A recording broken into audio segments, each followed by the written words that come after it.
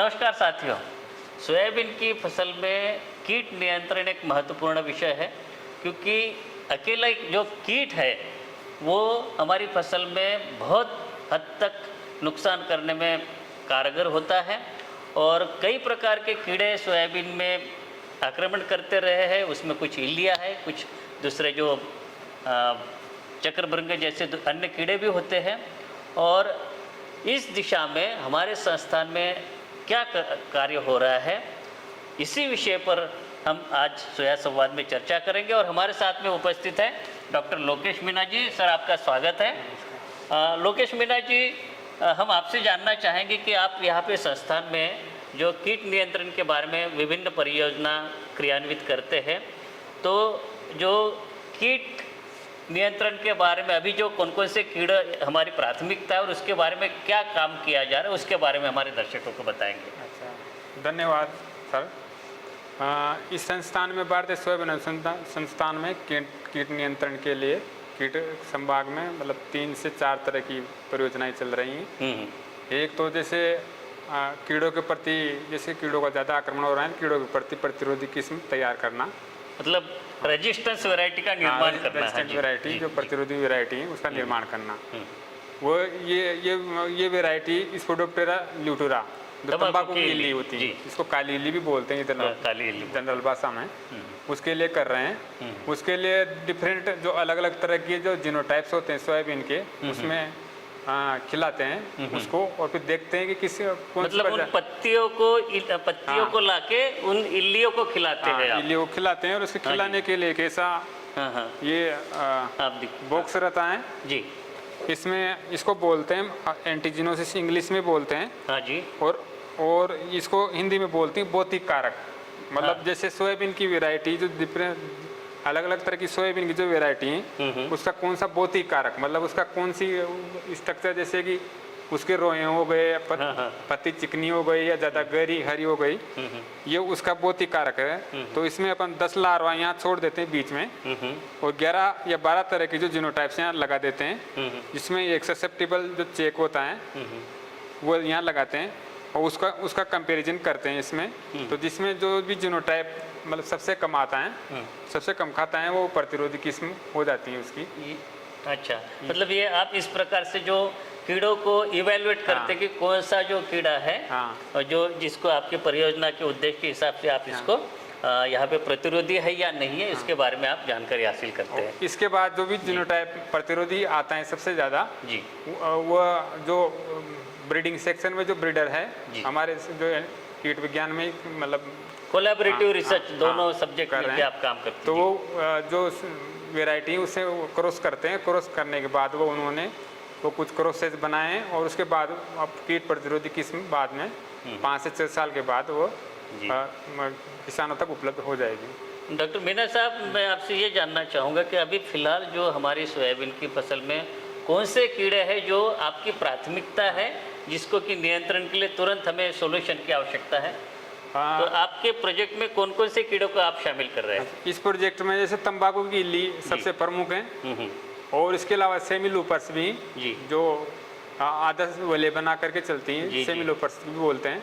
उसके अलावा चने की इल्ली और गड्डल बीटल चक्रभृंग जिसको बोलते हैं वो भी है। और तना मक्खी के लिए भी एक अलग से प्रोजेक्ट चलाया हुआ है। मतलब मेन जो जितने भी कीड़े हैं वो सभी इस प्रोजेक्ट में आप इसका टारगेट है कि उसके बारे में जो रेजिस्टेंट वेराइटीज का निर्माण किया जाना है।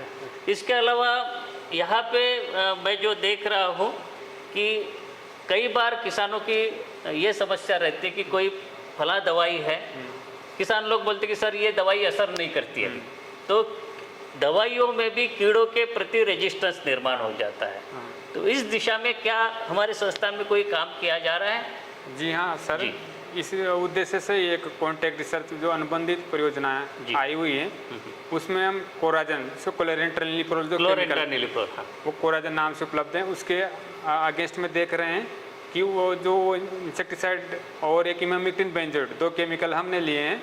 तो इसमें देख रहे हैं कि किस इंसेक्टिसाइड में कहाँ हमने इसके लिए 5 जगह चयन किया है, एक इंदौर का, एक उज्जैन का और ये एमपी में, और महाराष्ट्र में लातूर और परभनी लिया है और कर्नाटक में हुबली जगह लिया है जी।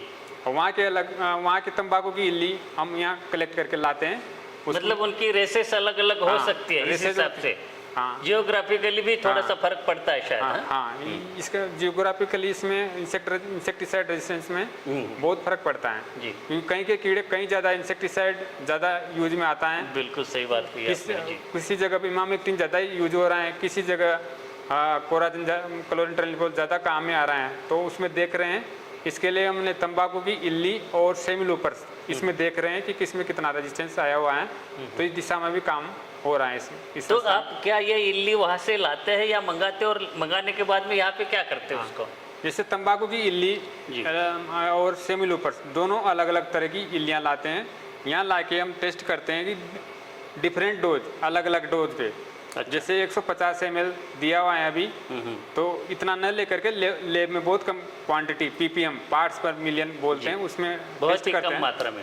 और उसके लिए हम 10 इंसेक्ट लेते हैं एक रेप्लिकेशन में, वो स्प्रे करते हैं कि फिर 3 दिन बाद देखते हैं कि 10 में से कितने मरे। उसके बाद परसेंट मोर्टेलिटी के हिसाब से देख करके फिर सॉफ्टवेयर में डाल के देखते हैं कि किस में कितना रेजिस्टेंस आया है और आया भी कि नहीं आया, और किस लोकेशन किस जगह पे, जैसे इंदौर में ज़्यादा आए हैं या उज्जैन में ज़्यादा आए हैं या फिर जैसे हुबली में आया कि नहीं है, और कौन से इंसेक्टिसाइड की कितनी डोज पे कितना रेजिस्टेंस आया, ये सब उसमें पता करते किसान हैं। भाई ये थोड़ी सी ज़्यादा साइंटिफिक ये थोड़ा सा बात हो गई। आपकी समझ के हिसाब से हम इनसे पूछना चाहेंगे कि जैसे कि रेजिस्टेंस होता है और आप लोग हमेशा कहते हैं कि अभी ये दवाई असर नहीं करती है, तो यही इनके ये परियोजना का उद्देश्य है कि जो किस प्रकार से कितने डोज में दी जाए ताकि हमारे कीट नियंत्रण भी आसानी से हो जाए और हमारा प्रोडक्ट भी जो है अधिक समय तक किसानों के बीच में और किसानों के जो कीट नियंत्रण के बारे में उसकी उपयोगिता बनी रहे। इसके अलावा आप जो इल्लियाँ जो आती है तो आप उसको मल्टीप्लाई भी करते हैं फिर? हाँ, जैसे कई जगह जैसे हमको तीसरी इसकी 3 4 5 मतलब जैसे तंबाकू की लीक 5 अवस्था रहती, तो दूसरी अवस्था के में ही हमको टेस्ट करना रहता है जी। तो जैसे किसी के अंडे आए तो उससे पहली अवस्था फिर दूसरी अवस्था निकलती तो रेयरिंग करना पड़ता है, और नहीं तो जैसे कम आया तो उसका पीपा बनने के बाद, एडल्ट बनने के बाद, जो उनकी मेटिंग होने के बाद उनका अंडा देती, फिर अंडे से पहली अवस्था और दूसरी अवस्था लार्वा की निकलती, तो उसको हम टेस्ट करते हैं। तो इनका रेयरिंग करना तो एक महत्वपूर्ण है, भाग रहता है इसका। जी। किसान भाइयों, अभी जो है कि हम देख रहे हैं कि पिछले कुछ सालों से महाराष्ट्र और मध्य प्रदेश दोनों राज्यों में ये देखने की मिल रही है कि तना मक्खी, जो कि मध्य प्रदेश में पहले उतना प्रकोप उतना नहीं होता था, लेकिन इस बार तना मक्खी का भी जो प्रकोप इसमें बहुत बढ़ गया। इस दिशा में उसके नियंत्रण के लिए अब आपके माध्यम से इस परियोजना में कुछ किया जा रहा है? हाँ, तना मक्खी के नियंत्रण करने के लिए एक अलग से ही परियोजना, एक प्रोजेक्ट लिया हुआ है। उसमें हम उसका सेक्स फेरोमोन या केरोमोन्स जो ये केमिकल रहते हैं, तो ये उनको पहचान करने की कोशिश कर रहे हैं। इसके लिए हमने IHR बेंगलोर में जो संस्थान है ICAR का हमारा, जी, उसके साथ कोलाबोरेशन हुआ है, तो वहाँ जाके काम मास रेयरिंग करके तना मक्खी का, वहाँ जाके GCMS ये एक तरह का यंत्र होता है, उसमें निकाल के देखते हैं कि इसका सेक्स फेरोमोन क्या है, उसका केमिकल क्या है। जब केमिकल जब वो आइडेंटिफाई पहचानित हो जाएगा कि ये केमिकल हैं, तो उसको अपन मास मतलब केमिकल फैक्ट्रियों के द्वारा बना करके उसको स्प्रे कर सकते हैं, तो उससे काफ़ी सारा तना मक्खी का नियंत्रण जैविक तरीके से हो सकता है। किसान भाइयों देखिए, जब हम कोई वैरायटी की बात करते हैं या कोई हम किसानों से बात करते, किसान ये बोलते हैं कि नई किस्म चाहिए। अब नई किस्म कई मामले में जो उसके गुण होते हैं, और कई बार हम ये देखते हैं कि केवल उत्पादन देने वाली ही किस्म चाहिए, लेकिन अभी धीरे धीरे किसान लोगों को उत्पादन तो तभी मिलता है जब उसमें विभिन्न कीड़ों के लिए या बीमारियों के लिए प्रतिरोधी क्षमता भी हो।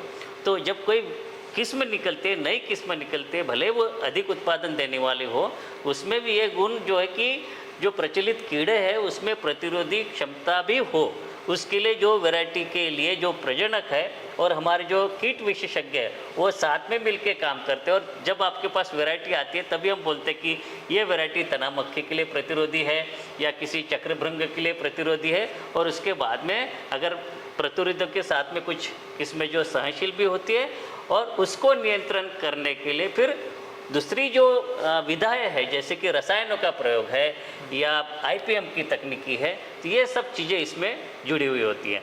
तो डॉक्टर मीना, आज हमने आपके साथ में चर्चा की और मुझे विश्वास है कि हमारे जो किसानों को जो कीट विज्ञान के बारे में जो प्रयोग किए जाते हैं, तो ये जानकारी मिली होंगी कि किस प्रकार से हमारे वैज्ञानिक लोग खेत में तो करते ही, ऑब्जर्व करते ही है, लेकिन लैब में भी जो इस प्रकार के कीड़ों को पालते हैं और पाल के उसके ऊपर एक कई बार लगातार दिनों तक ऑब्जर्वेशन लेते हैं और उसके बाद में ऐसे जो गुण आते हैं उसकी पहचान की जाती है और दूसरे नई वैरायटियों में उसको समावेश किया जाता है। तो डॉक्टर मीना, आपको बहुत बहुत धन्यवाद।